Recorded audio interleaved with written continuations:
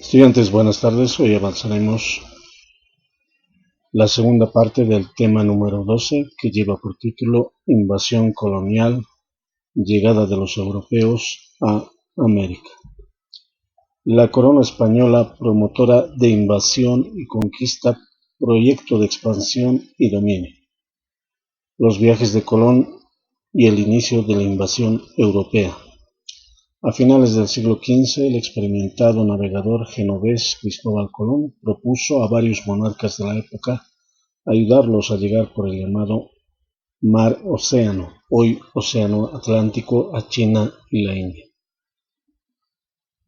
Bien, a finales del siglo XV, es decir, el siglo XV inicia el año 1401 y termina el año 1500, entonces finalizando el siglo XV, el navegador genovés italiano Cristóbal Colón propuso a varios monarcas de diferentes imperios de esa época a llegar en este caso a China y la India, atravesando el mar Océano, que en ese entonces tenía ese nombre. Hoy lo conocemos como el Océano Atlántico. Ustedes pueden apreciar en la imagen a Cristóbal Colón.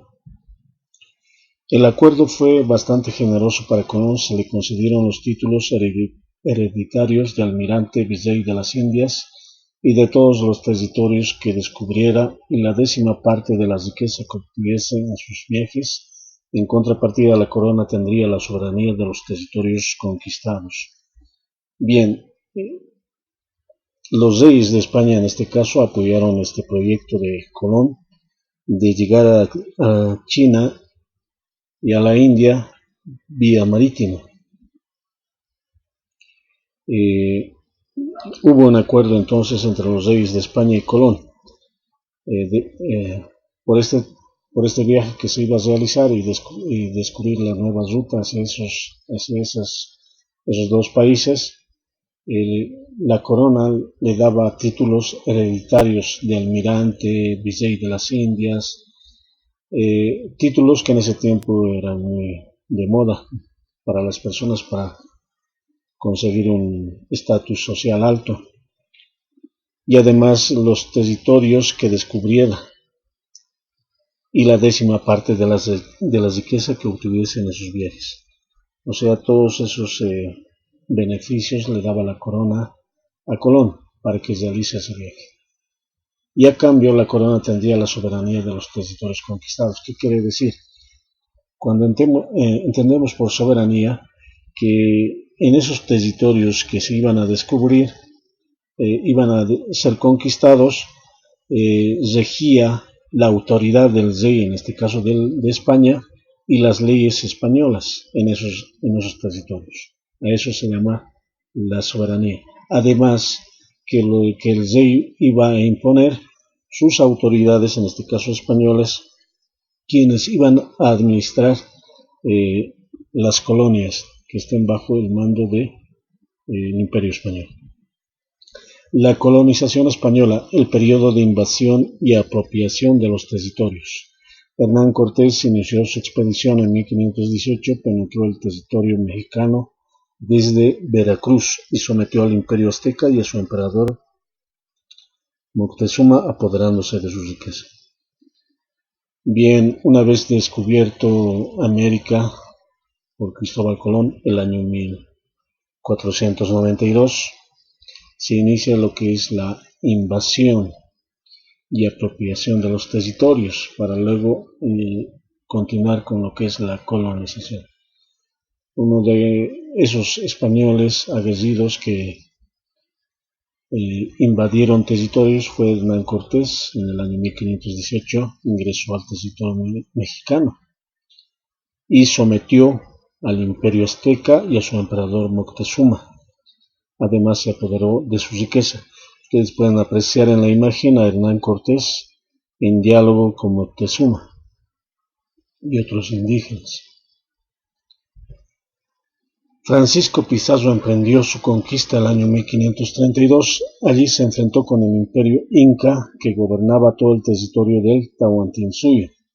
En enfrentamientos desiguales y sangrientos, los españoles masacraron a las huestes indígenas y asesinaron al Inca Atahualpa luego de tomarlo prisionero. Bien, Francisco Pizarro en este caso se vino a lo que hoy conocemos como Sudamérica y llegó en el año 1532 al territorio conocido como Tahuantinsuyo, Cajamarca, Perú, más exactamente ingresando a lo que es el territorio del Imperio Inca.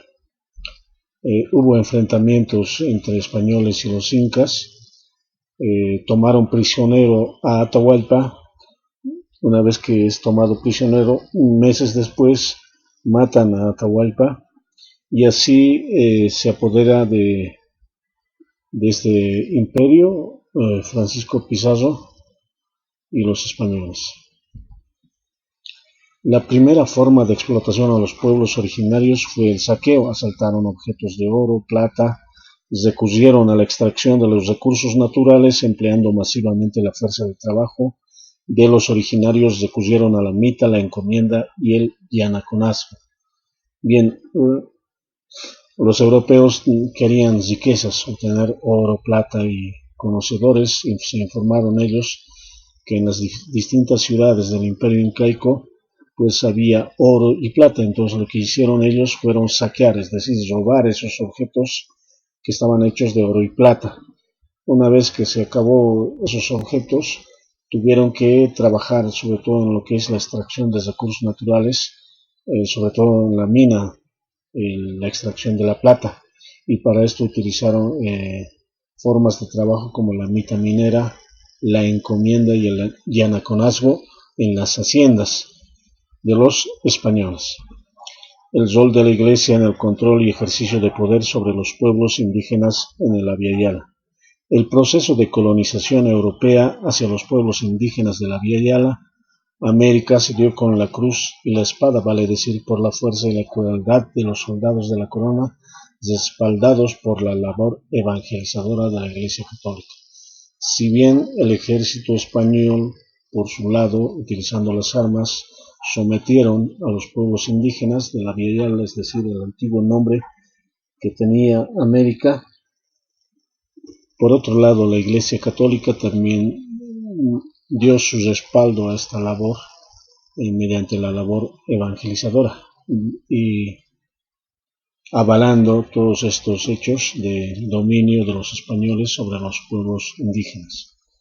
Las leyes de las Indias en 1542, las cuales pueden ser calificadas como la primera ley de defensa de derechos humanos en favor de los indígenas de América. Una vez que ya estaba colonizado todas estas regiones de América, los españoles, aprovechando de su dominio, de su poder, infligieron muchos daños a los indígenas, obligándolos a trabajar en las mitas mineras, es decir, en las minas. Muchas veces los indígenas que iban a trabajar ahí morían por lo difícil del trabajo. No había buenas condiciones para trabajar en las minas, pero también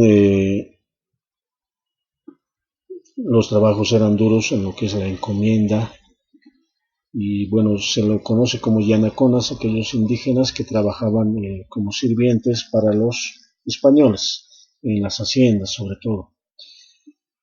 Entonces, ante todo este tipo de sufrimiento que padecían los indígenas, se elaboran las leyes de las Indias en el año 1542, que es una ley de defensa de los derechos humanos en favor de los indígenas de América, debido a tanto sufrimiento que realizaban los españoles que vivían en esta región hacia los indígenas.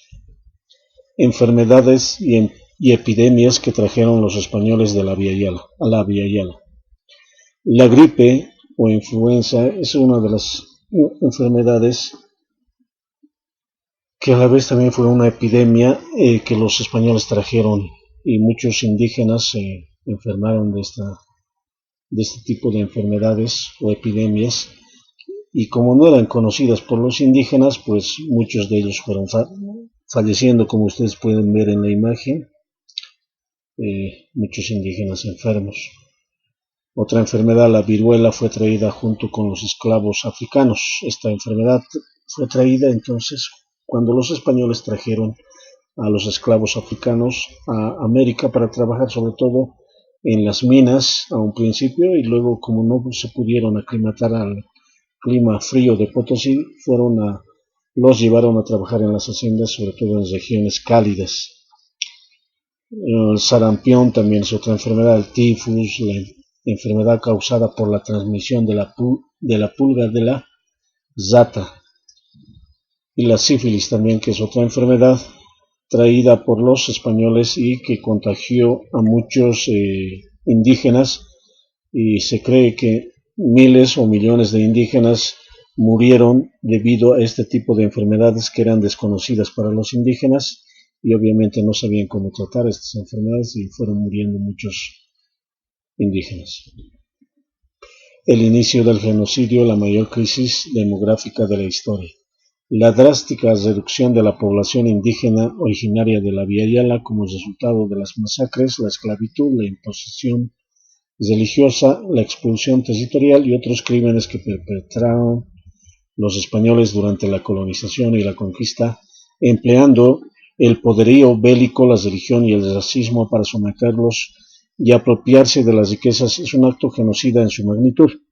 Bien, nuevamente los españoles, como administraban esta región, y debido a su poderío ante los indígenas, iniciaron lo que es el genocidio, es decir, la matanza de muchos indígenas, ya sea por masacres, esclavitud, imposiciones religiosas, expulsión de sus territorios y otro tipo de, aparte, ¿no?, de las enfermedades que los españoles trajeron y contagiaron a los indígenas.